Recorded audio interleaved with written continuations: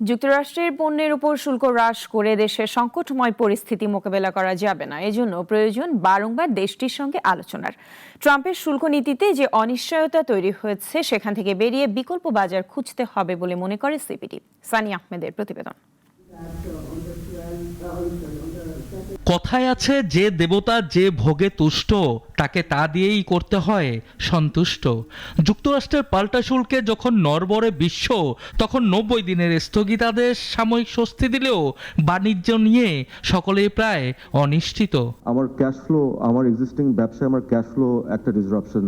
তাই দ্রুত এই সমস্যা সমাধানে যুক্তরাষ্ট্রের সঙ্গে আলোচনা বসার পাশাপাশি আগামী 5 বছর রপ্তানির বিকল্প বাজার তৈরি করতে হবে, এমনটাই জানিয়েছে গবেষণা সংস্থা Centre for Policy Dialogue CPD.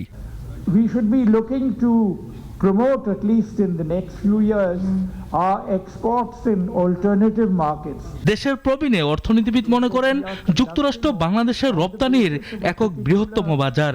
সেখানে এত অনিশ্চয়তা থাকলে আমাদের খুঁজতে হবে বিকল্প। ডোনাল্ড ট্রাম্পের শুল্ক নীতির প্রধান লক্ষ্যবস্তু চীন। তাদের মধ্যকার সম্পর্ক কেমন হবে তা এখনো নির্ধারিত হয়নি। You should be concentrating on the EU, where for the next few years we have got duty-free access, as also in a number of other markets such as Canada and Australia and Japan. 2024 সালে যুক্তরাষ্ট্র থেকে পণ্য আমদানিতে পাওয়া গেছে $18 কোটি। বিপরীতে বাংলাদেশ থেকে রপ্তানি পণ্যে যুক্তরাষ্ট্র শুল্ক আদায় করেছে $127 কোটি। দেশটি থেকে আমদানি হওয়া শীর্ষ 3 পণ্যে শুল্ক শূন্য করলেও অন্য দেশকেও দিতে হবে একই সুবিধা। এতে লোকসান হবে $17 কোটি। ফলে নিছক শুল্ক হ্রাস সমাধান নয়। China imports $2,800 billion. India imports annually $750 billion. Our export চায়নাতে less than $1 billion, ইন্ডিয়াতে less than $2 billion. সো এই জায়গাটাতে আমাদের আসলে যদি আমরা মনোযোগ দিই, তাহলে প্রোডাক্ট ডাইভার্সিফিকেশন, মার্কেট ডাইভার্সিফিকেশন করে আমরা এই যে ডিপেন্ডেন্স এবং এই যে এখন একটা আমরা অ্যাপ্রিহেনশনের মধ্যে পড়েছি, সেগুলোও কিন্তু আমাদের লাঘব হবে।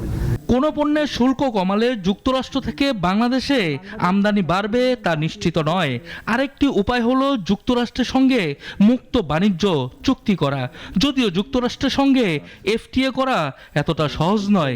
যতবারই এফটিএ করতে চেয়েছে, যুক্তরাষ্ট্র বলেছে বাংলাদেশ এখনো প্রস্তুত নয়। একমাত্র উপায় হলো ইউএস এর সাথে এফটিএ করা। কারণ এফটিএ করতে গিয়ে ইউএস এর সাথে তো অনেকদিন ধরে টিকফাটিকপাতে আলোচনা করেছি। ইউএস প্রথমেই বলেছে, যখনই আমরা এইসব চিন্তা করেছি, যে তখনই বলেছে যে you are not ready for FTA, your policies are not ready for FTA. চীনের সঙ্গে যুক্তরাষ্ট্রের বাণিজ্য যুদ্ধে ক্ষতির মুখে পড়েছে বিশ্ব অর্থনীতি, যার নেতিবাচক প্রভাব পড়বে বাংলাদেশে।